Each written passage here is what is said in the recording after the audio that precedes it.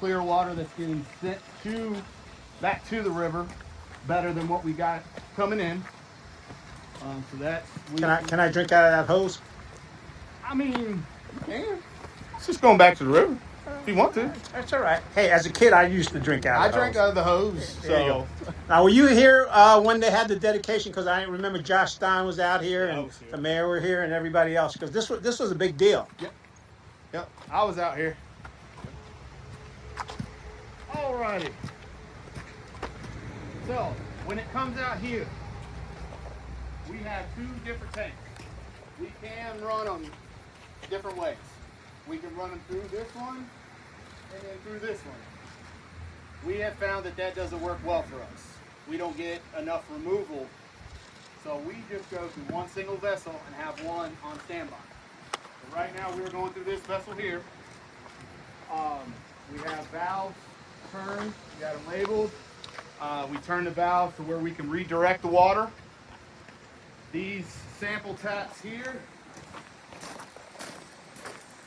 are what we test, each on the levels, to see where that breakthrough is coming through. Inside here is around 40,000 pounds of granulated activated carbon.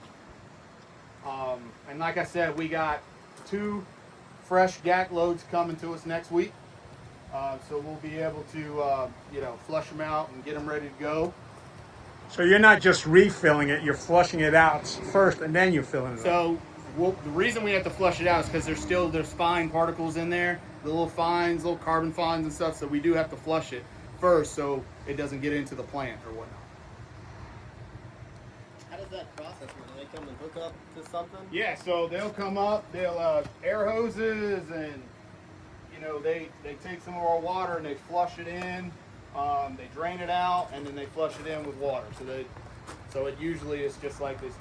Usually got 3 big tanker trucks here, one that we pour the old GAC into, and then the other trucks will have the fresh GAC, and then they'll basically run it in there with carry water.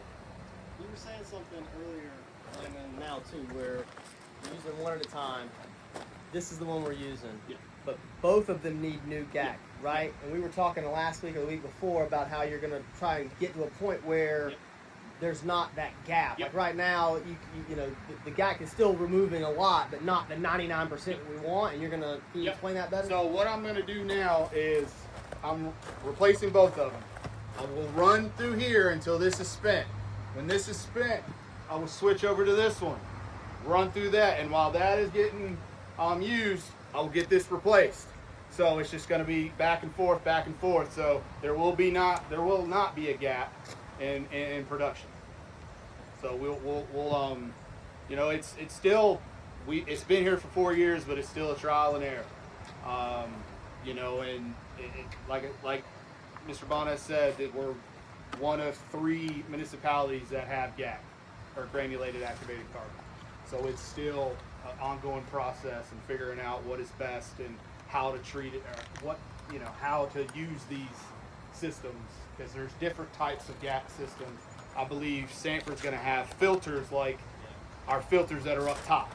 They're going to have those types of filters instead of vessels. It'll still be the same granulated activated carbon, it's just a different process than we have here. And the reason why you have some of those different ones, from my understanding, is just different setups at the plant, doing more water, doing different types of water, how the plant's set up, gravity fed, whatever else. So, like you say, some of them do like a powder carbon at the intake. So there's a lot of different ways to treat it with the carbon situation. Yep, 100%. Cory, tell us a little bit about the granular activated carbon. Like, what's the particle size? What's it look like? So, I mean, it's really, really, really, really fine particles inside. Like And smaller than sand? Yeah, or? it's about like sand. Yeah, it's about like sand. So when it goes through the top, comes up to the top, filters all the way to the bottom, and then goes back to the plant. It's basically just like one of our filters or a Brita filter. It works pretty much the same as a Brita filter. And all the PFAS molecules attach itself to the GAC.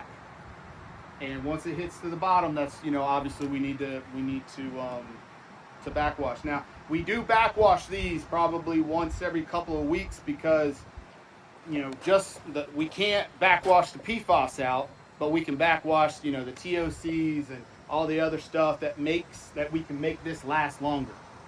And that's what, you know, backwashing will help, you know, just like we backwash filters in there to freshen the filters up. Same thing as this. We backwash this, go up and out and into the lagoon. So it's almost the same as one of our filters up there. It's just so that is actually clear well. It's treated, not finished, but treated. Yeah. Yep.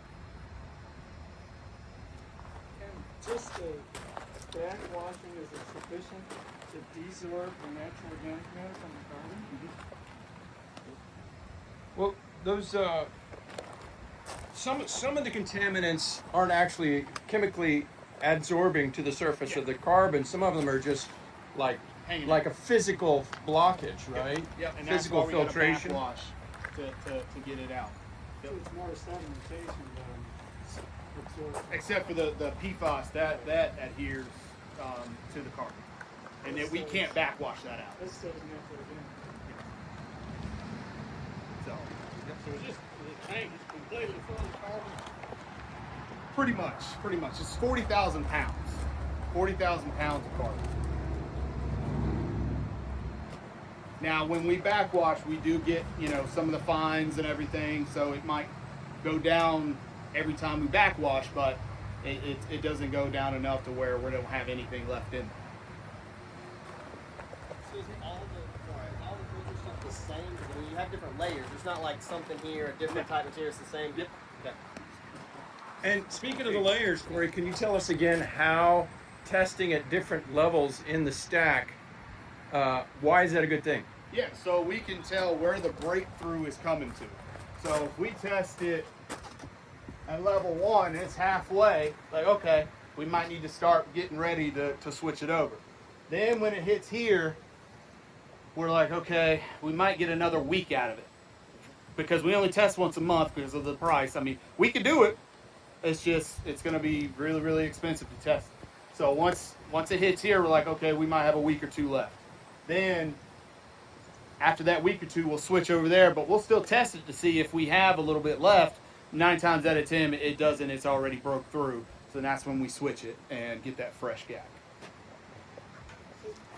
So, going back to the sand filtration, when you backwash